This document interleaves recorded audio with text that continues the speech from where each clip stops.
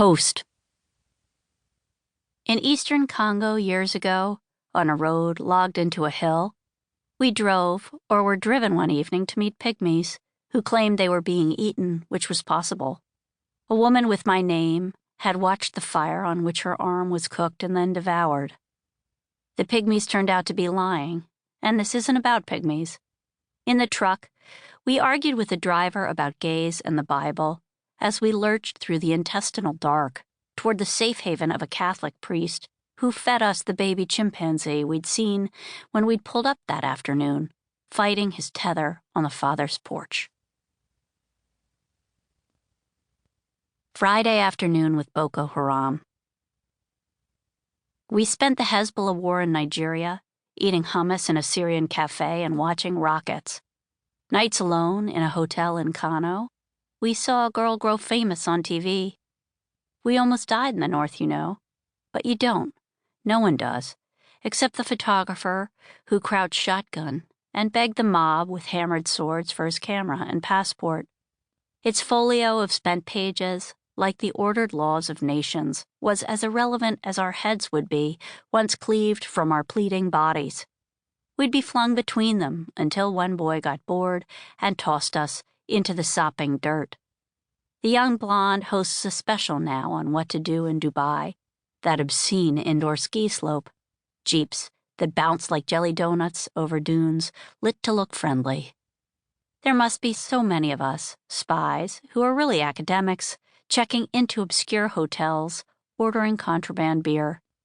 Hating ourselves, we pick at what swells till the larvae embedded in our backs hatch out of the skin, till moths escape, subcutaneous angels. Gaia. In 1979, James Lovelock published the Gaia hypothesis, which posits the world is a single living organism and possesses the ability to regulate itself. Fragments of men who meant to be better. Are you doing the work of our world, riddled with woes, as she ushers us off her surface? Has she come to you, offering a glimpse of heaven in return for dispatching the rest of us faster than cancer? The Gaia hypothesis holds that the Earth is a body, possessing the means to rid itself of aggressors and malignancies. Viewed in this manner, we are the slow-growing cancer, and the boys' quicker work is to eradicate us. Pulling out. Exodus is a traffic jam, and traffic jams are dangerous. Ahead of us, armed with sticks and rakes, a child's brigade does battle on this doomed track, hourly blown to dust. To occupy themselves, they race a tank. Dust is faster. Tattered surveillance blimps yank against steel tethers over the Salt Lake Plain. The road goes boom again. The flimsy means by which we try to distance war don't matter anymore. Disguise your car, your hair, take to the air, stare down on the terrible mirror of the ground where those who didn't qualify for tickets to the sky wave goodbye, goodbye. Water table. My earliest wish was not to exist, to burst in the backyard behind the rectory where no one would see me.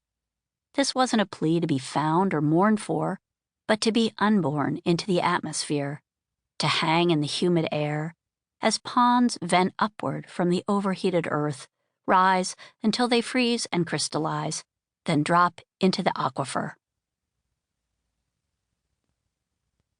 On wearing a tracking device. The rechargeable heart, a pulse of blue light, flickers against my breastbone's hollow. A signal for a rental satellite that follows for a day or two until the signal dies. We have reasons for moving. We've hurtled toward disaster to practice moving faster than regular living allows.